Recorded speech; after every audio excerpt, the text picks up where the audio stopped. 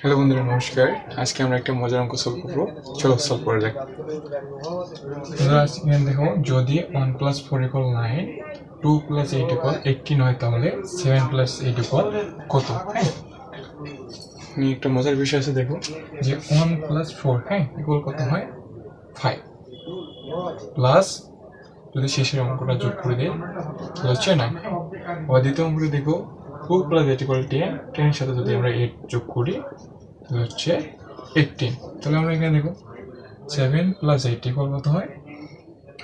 7 + 8 = হচ্ছে 15 প্লাস আমরা শেষের অঙ্কটা যোগ করে দেবো। হ্যাঁ, +8, তাহলে 18, 5 3, 8 5 13, 3 হাতে 1, 1 2, হ্যাঁ 23।